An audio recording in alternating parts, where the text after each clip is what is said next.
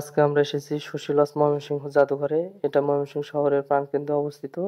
এটার ডান পাশে মুক্তাগাছা রোড এবং বাম পাশে ময়মনসিংহ শহরের মূল রাস্তা। আমরা ভিতরে প্রবেশ করলাম। সামনে যে সাদা জায়গাটি দেখতে পাচ্ছেন, এখানে রয়েছিল সাদা মার্বেল পাথরের নির্মিত দৃষ্টিনন্দন গ্রিক দেবী ভেনাসের প্রতিমূর্তি। এই মূর্তি নিয়ে বিতর্কিত হওয়ার কারণে গত 5ই আগস্টে এখান থেকে সেটা অপসারণ করে দেওয়া হয়, যেটা এখন জাদুঘরে স্টোর রুমে সংরক্ষিত আছে।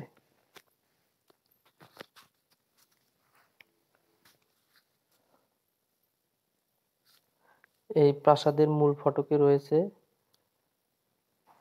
16টি গম্বুজ। গাছের কারণে গম্বুজগুলো দেখা যায় না, তারপরে চেষ্টা করতেছি ছবি তোলার।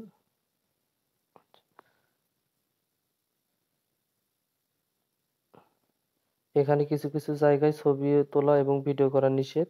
এই যে এখানে ছিল গ্রিক দেবীর মূর্তির ছবি। আমরা এই মুহূর্তে মূল ভবনের দিকে প্রবেশ করতেছি। আচ্ছা,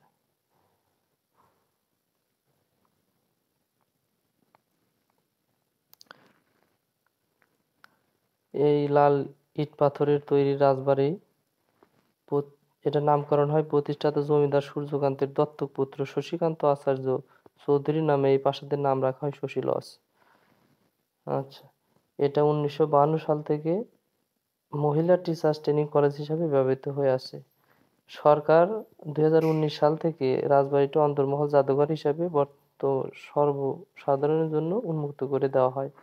তবে উন্মুক্ত করে দেওয়া হয় না, 30 টাকার টিকিটের বিনিময়ে ভিতরে প্রবেশ করা যায়। এবং রাজমহলে 18টি কক্ষের মধ্যে 3টি কক্ষে রাজবাড়ির পুরাকীর্তি, রাজার ব্যবহার্য দুষ্প্রাপ্য জিনিস ও আসবাবপত্র সংরক্ষণ করা আছে।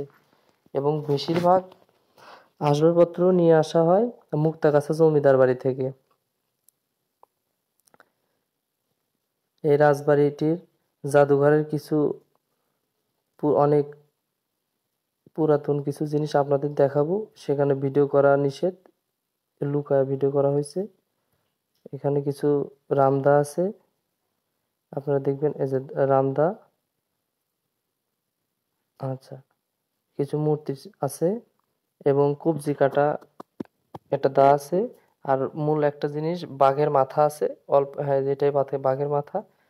এতটুকুই আপনাদের দেখাতে পারলাম, কারণ ছবি তোলা নিষেধ। এই বাইরে থেকে জাদুঘরের কিছু অংশ আমরা ভিডিও করলাম, কিন্তু সিকিউরিটি গার্ড নিষেধ করার কারণে আমরা ভিডিও করতে পারি না। এই যে ফরহাদ সাহেব চুল করতেছে। ঠিক আছে, আজকে 14 ফেব্রুয়ারি যদি কোনো কিছু করা যায়, খুব দুঃখজনক।